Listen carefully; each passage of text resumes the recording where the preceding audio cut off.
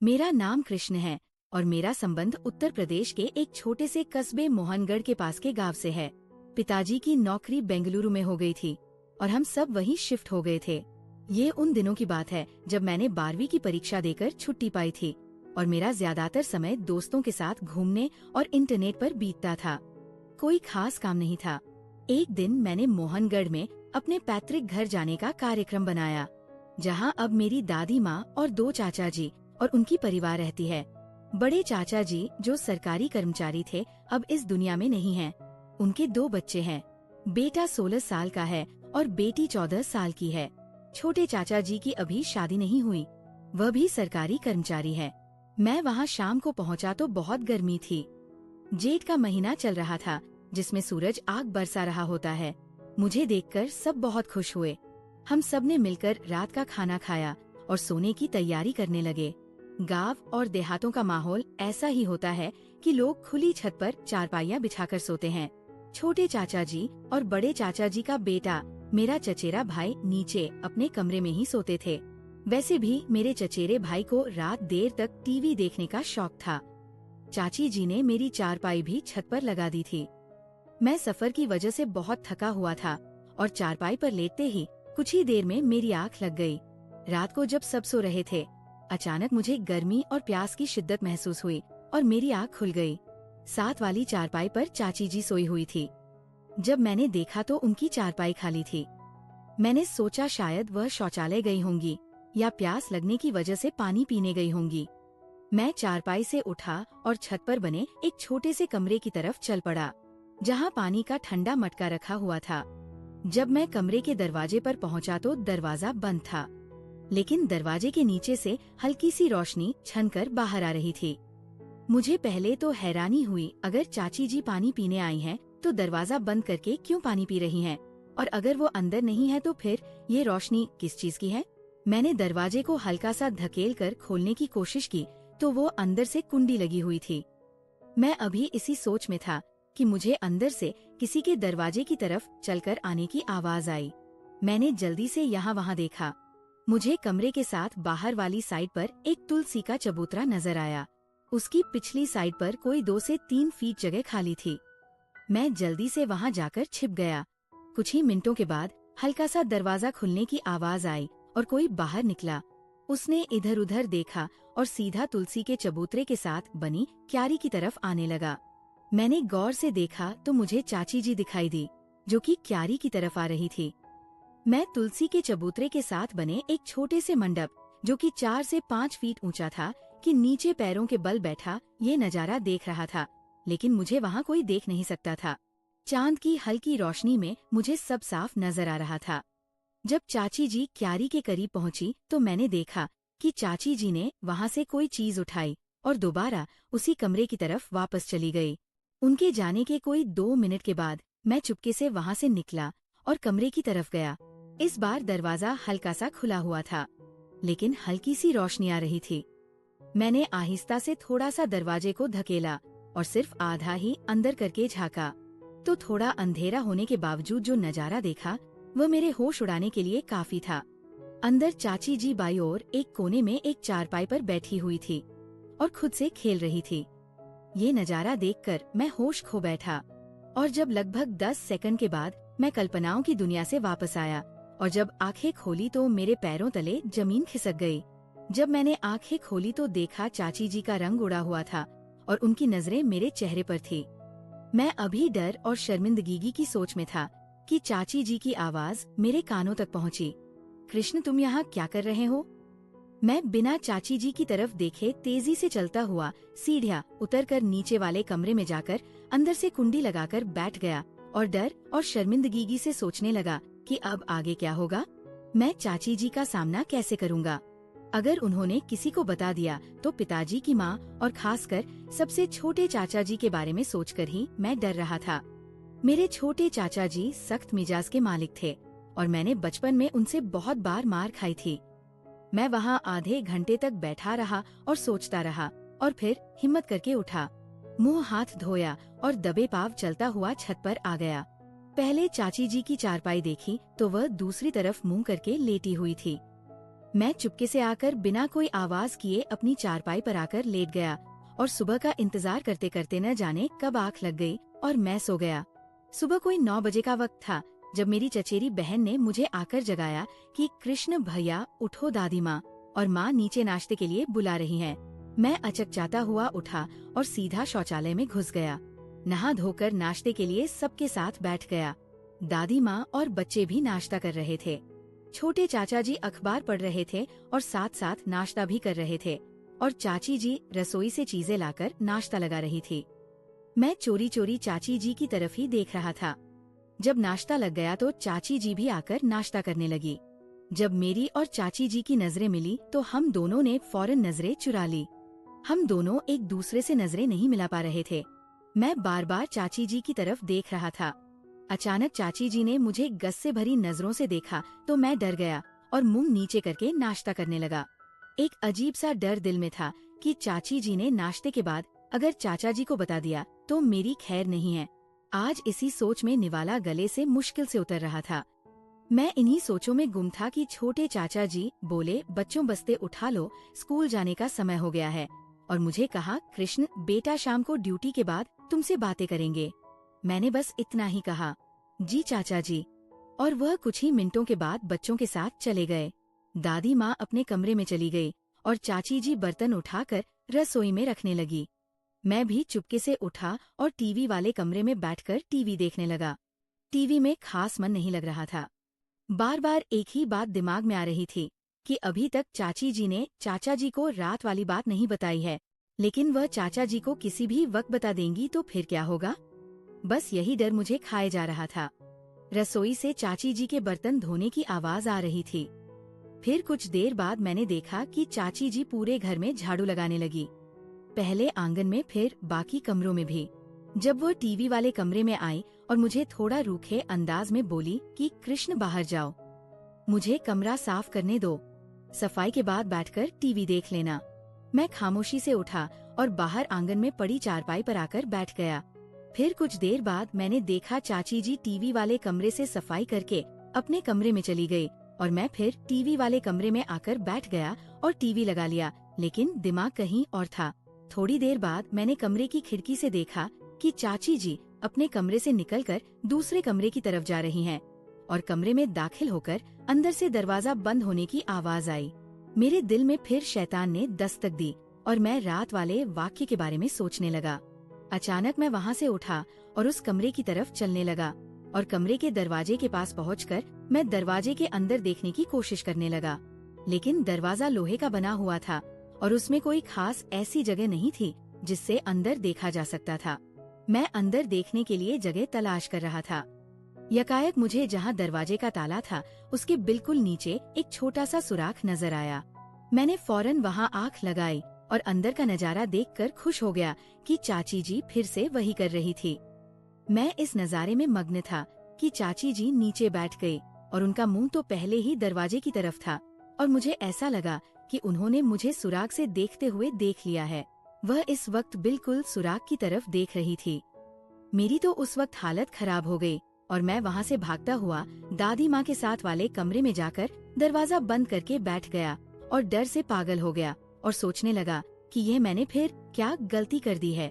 अब तो मेरी खैर नहीं है और चाची जी आज जरूर चाचा जी को बताकर रहेंगी और आज मेरी शामत आएगी।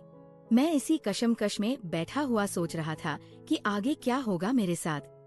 थोड़ी ही देर बाद मुझे उस कमरे का दरवाजा खुलने की आवाज आई और फिर किसी के कदमों की आवाज आहिस्ता आहिस्ता मेरे कानों में गूंजने लगी और वो आवाज जिस कमरे में मैं बैठा हुआ था उसके नजदीक आती हुई महसूस हो रही थी और मेरे दिल की धड़कन तेज हो रही थी। जैसे ही वो आवाज कमरे के पास पहुंची तो मैं डर से कांपने लगा, लेकिन फिर मुझे साथ वाले कमरे के दरवाजे के बंद होने की आवाज आई और थोड़ी सी खामोशी हो गई। साथ वाला कमरा चाची जी का अपना बेडरूम था। मैंने हिम्मत की और आहिस्ता से चलते हुए कमरे के दरवाजे का ताला खोला जिसमें मैं बैठा हुआ था और थोड़ा सा खोलकर बाहर देखा तो साथ वाला कमरा बंद था। मैं थोड़ा सा सुकून में आया और वापस दरवाजा बंद करके अंदर कमरे में आकर बैठ गया था और दरवाजा बंद नहीं किया और चारपाई पर बैठकर सोचने लगा कि अगर चाची जी मुझसे खुद बात करती है तो आगे से क्या जवाब दूंगा और अगर वो शाम को चाचा जी को बता देंगी तो कैसे बच सकूंगा। मैं इन्हीं सोचों में गुमसुम बैठा था और कोई आधे घंटे के बाद यकायक मुझे मेरे कमरे का दरवाजा खुलने की आवाज आई और मैंने मुंह उठाकर देखा तो सामने दरवाजे पर चाची जी थी और उनको देखकर मेरा रंग पीला पड़ गया। वह कमरे में दाखिल हुई और दरवाजा बंद कर दिया और चलती हुई मैं जिस चारपाई पर बैठा था उसके सामने वाली चारपाई पर आकर बैठ गई और थोड़ी देर के लिए खामोश हो गई। मैं डर से उनसे आंखें नहीं मिला सकता था, इसीलिए मैं मुंह नीचे करके बैठा हुआ था। कोई 1 मिनट की खामोशी के बाद चाची जी की आवाज मेरे कानों में गूंजी। उन्होंने कहा, कृष्ण तुम आखिर ऐसा क्यों कर रहे हो? शर्म नहीं आती? तुम रात को भी बिना इजाजत मेरे कमरे में आ गए और आज दूसरे कमरे में भी यही हरकत की है। मैं तुम्हारी चाची हूँ और तुम मुझ पर गंदी नजर रखते हो। मैं बस उनकी बातें सुन रहा था, लेकिन आगे से जवाब देने की हिम्मत मुझ में नहीं थी। उन्होंने फिर सख्त लहजे में कहा, जवाब दो, आगे से बोलते क्यों नहीं? मैं अब उनको क्या जवाब देता? गलती मेरी अपनी थी। फिर चाची जी बोली, आज मैं तुम्हारे चाचा जी को शाम को बताऊंगी कि तुम अच्छे लड़के नहीं हो, ताकि वह तुम्हारे दिमाग से ये ख्याल निकाल सके। उनकी बात सुनकर मैं डर गया और मैं फौरन उठा और चाची जी के पैरों में गिर गया और उनसे माफी मांगने लगा और उनसे माफी की भीख मांगने लगा और दोबारा से ऐसी हरकत ना करने की तौबा करने लगा और बार बार उनसे कहने लगा, चाची जी मुझे माफ कर दें, चाचा जी को ना बताएं, मैं दोबारा कभी भी नहीं करूँगा। थोड़ी देर बाद चाची जी को मुझ पर रहम आ गया। उन्होंने कहा कि मैं आज तुम्हें माफ कर रही हूँ और चाचा जी से भी बात नहीं करूँगी, लेकिन आइंदा ऐसी हरकत हुई तो याद रखना मुझसे बुरा कोई नहीं होगा। मेरी जान में जान आई और मैंने कहा, चाची जी मैं वादा करता हूँ आइंदा ऐसा कभी नहीं होगा। और फिर वो उठकर बाहर चली गई। मैं चारपाई पर लेट गया और सोचने लगा, चल कृष्ण बेटा आज तो बचत हो गई, आगे से बहुत सचेत रहना होगा।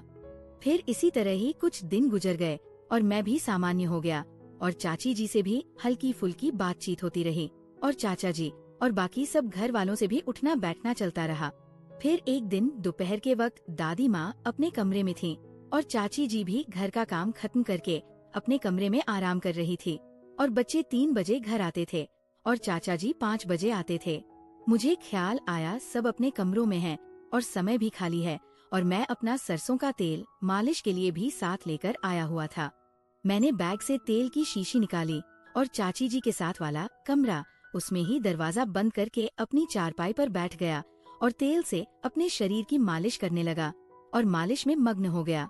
मैं अपनी मालिश में इतना मग्न था कि मुझे कोई खबर नहीं कि कब कमरे का दरवाजा खुला, जो कि मुझे बंद करना याद ना रहा, और कब से चाची जी मुझे मालिश करते हुए देख रही थी। और जैसे चाची जी की नजर मेरी नजर से मिली, वह यकायक दरवाजा बंद करके अपने कमरे में चली गई। मुझे उनके कमरे का दरवाजा बंद होने की आवाज आई और मैं होश में आ गया। मैं जल्दी से भागता हुआ चाची जी के दरवाजे को कांपते हुए हाथ से खटखटाया तो अंदर से हल्की सी आवाज आई, कौन है? मैंने कहा, चाची जी मैं हूँ। वह थोड़ा ऊंची आवाज में बोली, अभी तुम जाओ, मुझे तुमसे अभी कोई बात नहीं करनी। मैंने दोबारा उदास लहजे में कहा, चाची जी बस एक बार मेरी बात सुन ले। थोड़ी सी खामोशी के बाद आवाज आई, आ जाओ। मैंने डरते हुए दरवाजा खोला और नजरें झुकाए हुए अंदर दाखिल हुआ तो चाची जी ने कहा, दरवाजा बंद कर दो। मैंने दरवाजा बंद कर दिया तो उन्होंने कहा, यहाँ आओ, बिस्तर पर बैठो। मैं डरते डरते बिस्तर के दूसरे किनारे पर जाकर खड़ा हो गया। वह फिर बोली, बैठ जाओ। मैं चुप करके बैठ गया और खामोश हो गया। उन्होंने कहा, बोलो क्या कहना है? मैंने मासूम सी शक्ल बनाकर और आहिस्ता से आवाज में कहा, चाची जी मुझे माफ कर दें, मुझसे गलती हो गई है। तो वो आगे से बोली, कृष्ण मुझे समझ नहीं आती कि तुम्हारे साथ समस्या क्या है। तुम जब से आए हो अजीब सी हरकतें कर रहे हो। बेटा ये सब ठीक नहीं है। अगर तुम्हारे चाचा जी को पता चल गया तो तुम्हारी शामत आ जाएगी। मैं खामोशी से बैठा उनकी बातें सुन रहा था। दोबारा उन्होंने कहा, कृष्ण तुम ये सब क्यों करते हो? कुछ तो अपना ख्याल करो।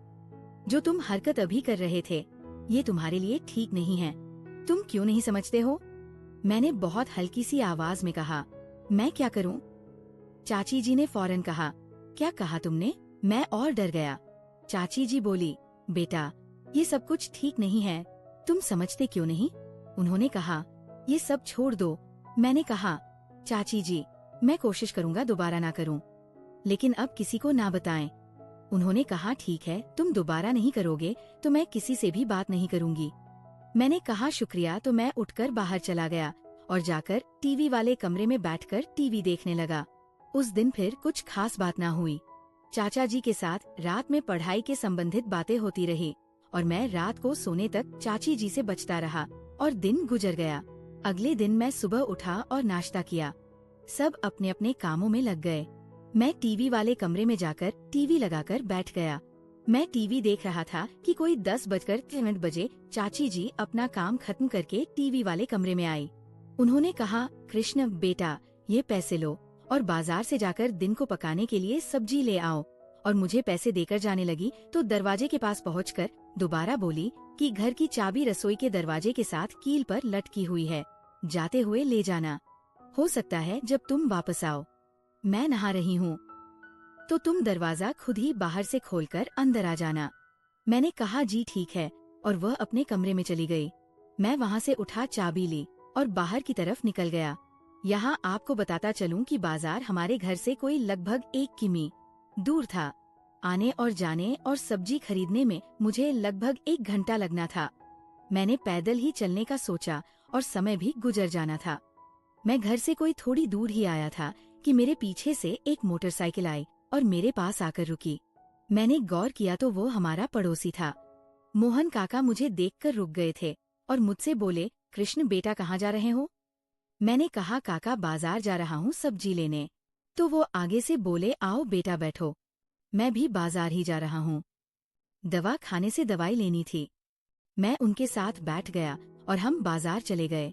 वहाँ से मैंने सब्जी ली और काका ने भी दवाई ली और हम कोई लगभग 30 मिनट में ही वापस आ गए। उन्होंने मुझे मेरे घर के सामने उतारा। मैंने उनका शुक्रिया अदा किया और वह अपने घर चले गए। मैं अपने दरवाजे पर खड़ा घंटी देने लगा तो मुझे याद आया कि मेरे पास चाबी जो है, और वैसे भी चाची जी नहा रही होंगी। मैंने सब्जी का थैला नीचे रखा और जेब से चाबी निकालकर दरवाजा खोला और सब्जी का थैला उठाकर अंदर दाखिल हो गया। जब मैं अंदर हुआ तो आंगन में मुझे एक मोटरसाइकिल खड़ी नजर आई। मैंने गौर किया तो हैरान हुआ। ये चाचा जी की मोटरसाइकिल तो नहीं थी और वह इस वक्त घर नहीं हो सकते थे। वह तो ड्यूटी पर गए हुए थे और वह शाम को 5 बजे आते थे। तो यह किसकी मोटरसाइकिल है? खैर, मैंने दरवाजा बंद किया और सब्जी वाला थैला उठाकर रसोई में रखा और चाबी भी कील के साथ दोबारा लटका दी और रसोई में रखी फ्रिज में से ठंडा पानी पिया और फिर टीवी वाले कमरे की तरफ चल पड़ा। जब मैं रसोई से निकलकर चाची जी के कमरे, जो कि रसोई के साथ बना हुआ था, वहाँ से गुजरा तो मुझे उनके कमरे के दरवाजे के पास से अजीब सी हल्की हल्की आवाजें आ रही थी। मैं चौंक गया और एक तरफ हटकर खड़ा होकर सोचने लगा कि यह किसकी आवाजें हैं। मैंने देखा दरवाजा भी बंद है। मैंने आहिस्ता से दरवाजे का हैंडल घुमाकर खोलकर देखने की कोशिश की तो निराश हुआ। दरवाजा अंदर से बंद था।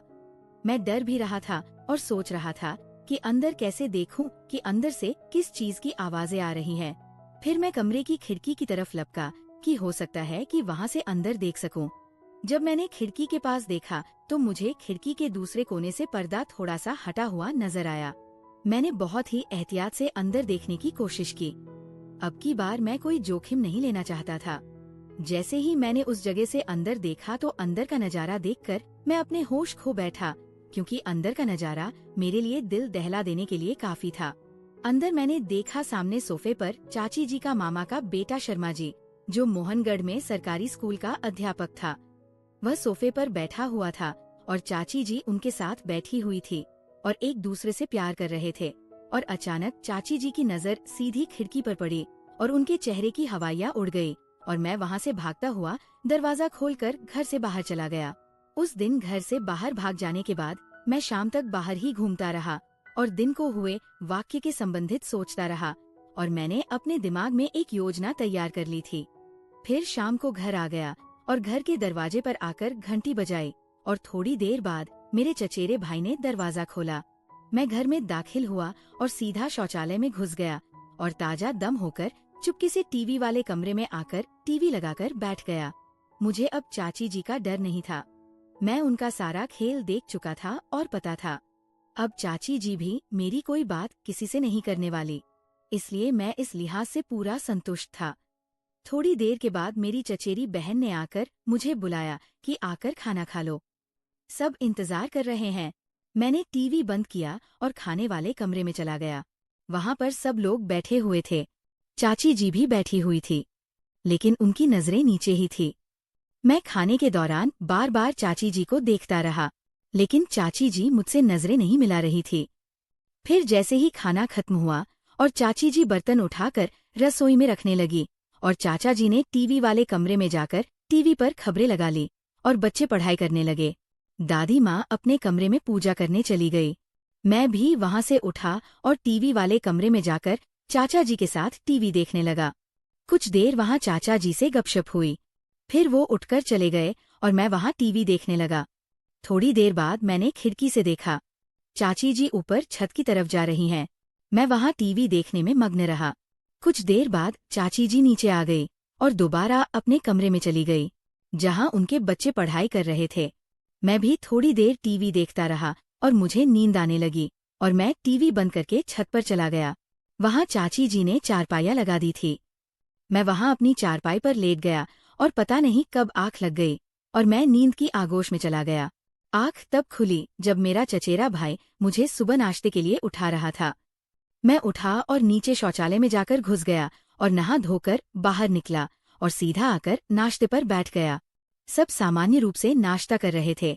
चाची जी की तरफ देखा तो वो मुझे ही देख रही थी।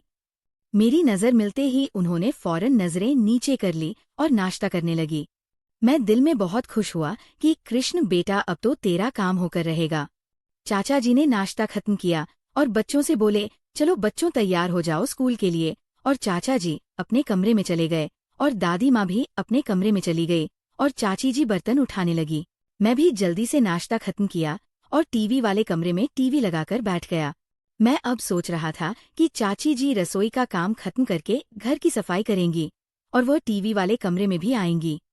मैं इस कशमकश में था कि चाची जी से बात कैसे शुरू की जाए और साथ ही चाची जी के आने का इंतजार कर रहा था। थोड़ी देर बाद मैंने खिड़की से देखा कि चाची जी रसोई से निकली और आंगन में सफाई करने लगी और उन्होंने बाकी सब कमरों की सफाई भी कर ली। आखिर में वह टीवी वाले कमरे की सफाई करती थी। मैंने देखा चाची जी ने जब बाकी कमरों की सफाई खत्म कर ली तो वह सीधी फिर अपने कमरे में चली गई। मैं हैरान हुआ, चाची जी ने टीवी वाले कमरे की सफाई क्यों नहीं की?